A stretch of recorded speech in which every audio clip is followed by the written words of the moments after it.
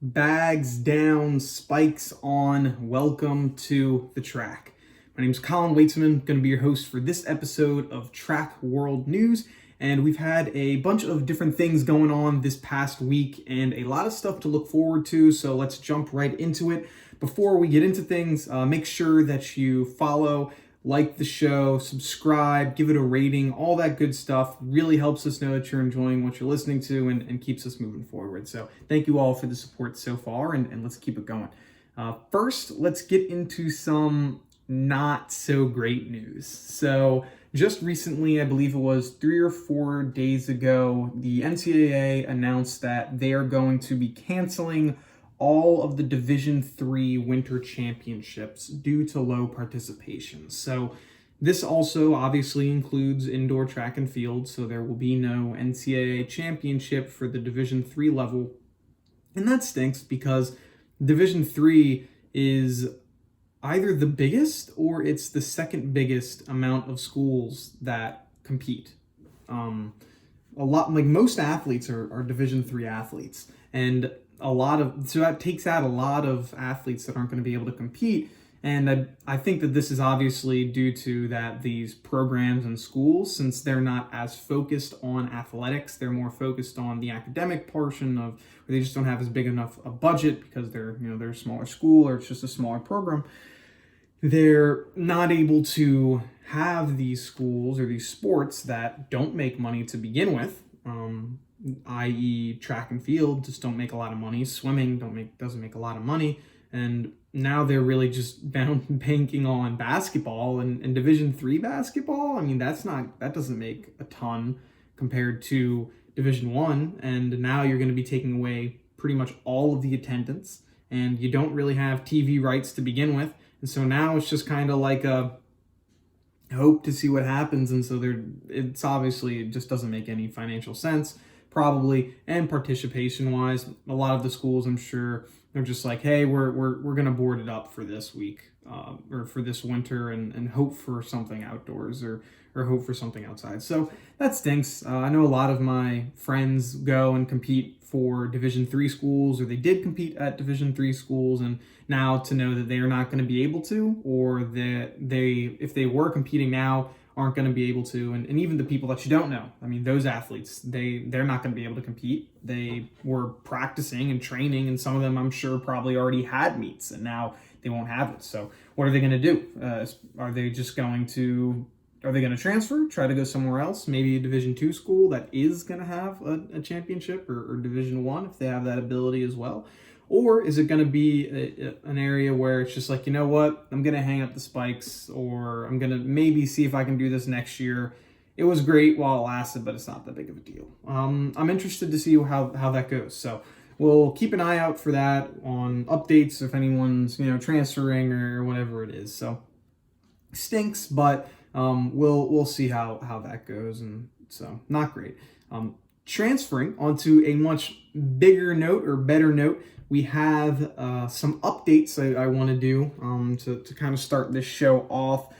Biggest update, I would say, first we'll do power rankings. Let's do that. So for those that don't follow me on Instagram. We come out with this content a day or two early. We try to be before the USTCCA. They have their own rankings. I have my own as well. We have a whole algorithm for it, but follow me on Instagram. You can see this earlier. But we have our week 3 official rankings for who I think has the best chance of winning the championship. So for the men, it's for both the men and the women, it's not a lot of change this week. Last week there was a lot more, but this week it's a lot of the same names that you heard last week. So first, Oregon, projected 54 points. LSU, 47 points in second. Florida State, 41 points in third. Texas Tech, 33 points in fourth place. Georgia, 22 points, fifth place. Florida, Tennessee, and NCAA all in sixth place with a projected 19 points. And then there's a bunch of other ones that are just in the high teens, but missed out on the mark. So there's a lot of teams that could win it. Right now, the front runners would be LSU, Oregon, and FSU. Those would probably be your front runners for who can take it, the actual championship. And then there's a good chunk right underneath. But it gets extremely competitive, and who knows? I mean, this obviously isn't including the relays because we don't know exactly who's going to be on those relays. And as we get closer towards the end of the season, I'm sure we can add it. But yeah, we'll have to see how this goes and what's going on. But so far, a lot of parity, especially with the men's side. A lot of great teams that are up there. Women's team, it's getting closer. So I was gonna say last week, if you listened to last week's episode, you heard I said it's gonna be a runaway for Arkansas, and it just seemed like every week they were just putting up more and more and more numbers. And now that gap is shrinking. It is not as dominant as I thought it was. So, number one, Arkansas still. But instead of, 92 points, I think they were projected last week, this week, 70. So they go down by 20 or so points. That's a lot. That's a lot of points. Now, obviously, I mean, they have a lot of athletes that are running top times, and other teams are going to take those points eventually. But that's a lot of points. 20 points going down, so they're down to 70. Texas A&M, second place with 57 points. So they're closing the gap. They're closing the gap. It's not that much. Soon, I mean, they could turn that into 60 points. Now you're just down 10. I mean, that's a first place somewhere. Like they're really coming up close. Georgia, 35 points with third. Then you got Texas with fourth place, 34 points. LSU, fifth place, 26 points. Texas Tech, sixth. Texas Tech and, USC, both in sixth place with 25 points. And then rounding out the top 8, you have Alabama with 23. So a lot more points that are given here. Obviously, we don't even have anyone that's in the teens yet within the top 8. You have to go all the way down to 10th place to find somebody that's projected to be in the teens. So at the top of the list, it's pretty fairly distributed. Besides the top two scorers, where they're projected to get most of them, obviously. But it gets a little more. There's a lot more competitiveness. It should be exciting, and I'm liking what I'm seeing from Texas A&M. They're being able to really kind of get up closer and be in that conversation to win this championship, not just allow Arkansas to take it, which I originally thought they were. I think the biggest help for Texas A&M are going to be other teams because, as I mentioned, a lot of these points are coming from where Arkansas has like 3 or 4 girls that are all within the top 8. If you can get somebody from, it doesn't even matter the school, like someone that's outside of the top 10, maybe they only have 1 or 2 athletes competing, but they're pretty good, then them taking away points from Arkansas is going to really, really be helpful because they have a ton of competitors or a ton of athletes, and so by being able to take those points away is going to be huge for Texas A&M. So we're going to have to see how that goes, but so far it's getting to be more and more competitive, and I'm looking forward to seeing where that's going to go. And that's going to kind of turn us into the next topic, and that's going to be some of the standouts that I've seen. So the first standout, I'm going to go over 2 of them. The biggest male and the female standout. I was debating where to go, and since this wasn't technically all this week, but I mean, she's just been super dominant. I have to give it to her. Athing Mu, I might have butchered your name, I'm sorry, from Texas A&M. She's just been super dominant this year. She's leading pretty much in every category, I believe as a freshman too. So let's show what she's doing. She has NCAA leads, and I believe they were world leads at one point. I don't think they are anymore, but if not, they're within top 5 for them as well. So for the 400, she ran a 50.5 world lead. For the 600, a 125. NCAA lead. And for the 800, ran a 201, another NCAA lead. And she's just dominating. I mean, she's part of that. She is a main part of the reason why Texas A&M is so is shrinking the gap between Arkansas. And I would say I haven't made them yet where I have my projections for the Bowerman. I'm going to be coming out with Bowerman projections and all that later on in the season. Don't want to do it right now when there's so many things that can happen and some teams that are just getting started. But right now, she's my number 1 pick for the Bowerman. for on the women's side. For those that don't know what the Bowerman is, it's essentially the Heisman. It's the athlete of the year for track and field. So she's dominating. She is just killing it. I'm super excited to see what she does moving forward. I believe she can definitely go under 8 minutes. Or 2 minutes. Sorry, in the 800. She's just putting in some crazy times, and that's why Texas A&M is doing so well. So their 4x4 or DMR is going to be deadly. And is going to be even more points that could be taken away from Arkansas. So Arkansas better watch out. It's not going to be as dominant as I once thought. The next was one of my favorite storylines. And so we talked about it earlier. It was an earlier episode title called Do You Need to Run Division One? And so the biggest misconception I feel that people have is that if you want to run fast, you have to run at a Division One program that is a major program. And if you just listen to the interview last week I had with Chad Zallo, or just a few days ago, you heard that he was the NCAA champion and 6-time NCAA All-American going to Youngstown State. He did very, very well at a smaller program, Division One for sure, but it's not one of those Power 5 schools. You don't have to go there. And this is a perfect example of someone that not only did they not go to a large program, this person didn't even go to a Division One school and is dominating. So this week, my standout on the men's side is Trevor Bassett. He goes to Ashland University, which is, I believe, is it in Ohio or North Carolina? I'm sorry, I can't remember. I've competed against them a few times. But he ran the 400. He ran a 45:27.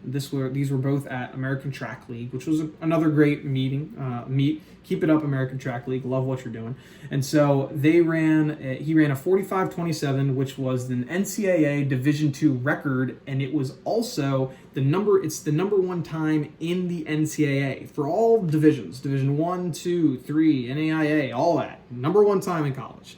And so he did crazy numbers. And then he also ran in the 60 hurdles, he ran a 7.68, which is number 2 all time in Division 2. And it is also currently the second fastest time in all of NCAA, Division 1, 2, and 3. And so it just shows to you, and I keep wanting to say this because it's so true, you don't need to go to these blue chip schools in order to run blue chip times. You don't have to be at the biggest school that has the biggest name and has the biggest funding and all of that stuff in order to be a fast athlete. You just don't have to do it.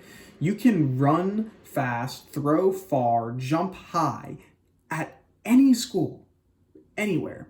As long as you enjoy it, you like the program, has a good coach, good enough facilities, and you're competing in good enough meets. You can go anywhere. You don't have to be at these blue chip programs. So follow where you want to go. Don't just follow where, people think you have to go. Don't be like, don't be infatuated with the idea that I want to tell people where I compete. Like when people say, oh, you're a college athlete. Yeah, I go to North Carolina. And they're like, oh, so you have to be really good. No, people are like, oh, I go to Ashland. People are like, I don't know what that school is. It's like, yeah, but I'm also, the Division II record holder and number one in the NCAA. Just because you don't know my school doesn't mean anything. So keep that in mind. Go to where you can run well. You don't have to be going to these big time schools in order to be running big time times. And so, yeah, there's that.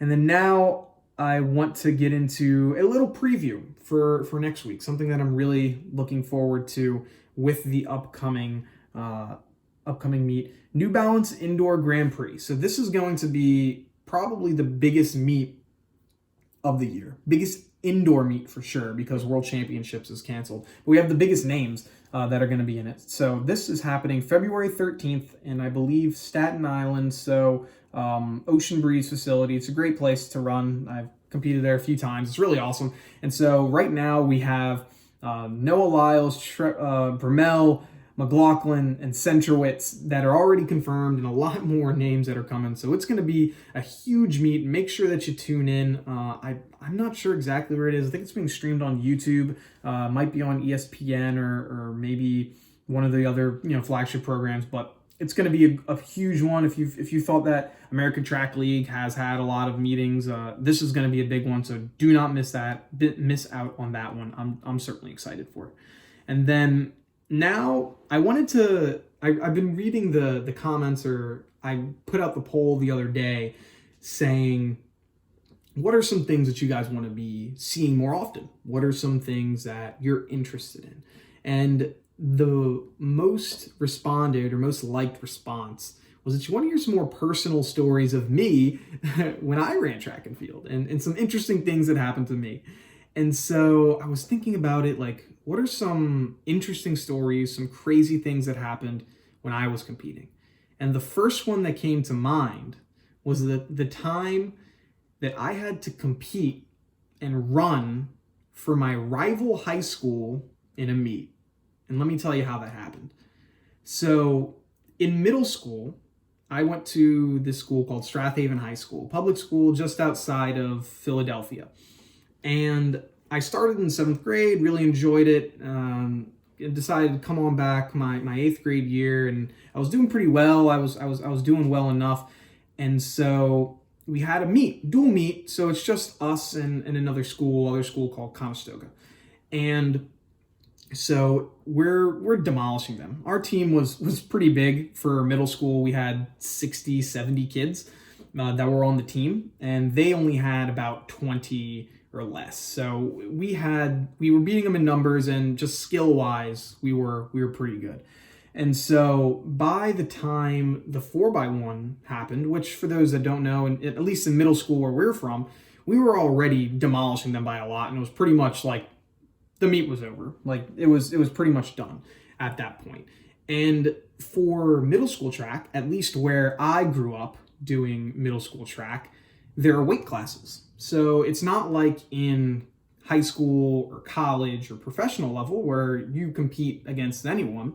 In this scenario, you competed against people in your weight class. So I believe there was a 95 pound, 105 pound, 115, and then unlimited. And so in order to compete, obviously you have to be that weight or below. And so I was in the 115 class. So whenever I was competing, I believe this was mainly for relays and sprints. It wasn't for distance races. It was just for the sprinting events and the relays. I was in the 115 class. And so we had a lot of people. We had like about 2 teams for the 4x1, and for the 4x4, there was a lot of people because we had such a large team. And so we had a lot of times competing. And so with this meet, Conestoga, they only have 4 kids that are on the meet. They only have 4 people in the 115 weight class that are able to do the 4x1. Everyone else is either weighs too much, they're in the unlimited weight class, or they are smaller and they're competing in the 105 weight class or the 95 pound weight class. And so in middle school, you can only compete in one relay. So once you've competed in one, you're not allowed to compete in another one. And so the way that it went was from 95, 105, 115, and then unlimited. And so the 95 pound weight class goes, they have their 4x1, we have our 4x1. I can't remember, we won or they won, it doesn't matter. Then gun goes up, all right, time for the 105 weight class. 105 gets on the line, guns are up, ready, boom, they go, they're off. Now it's the 115.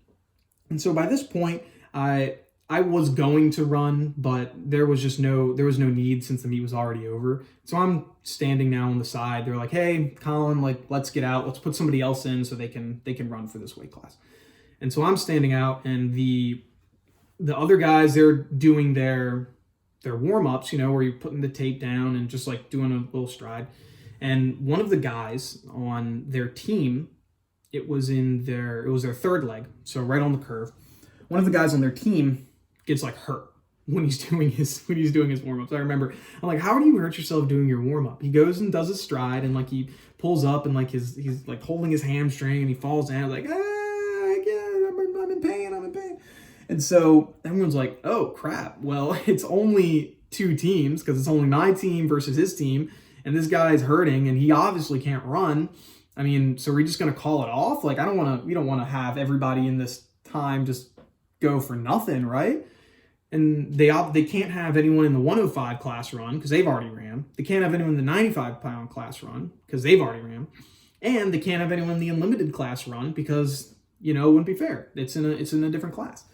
And so they're looking around like, what the heck are we gonna do?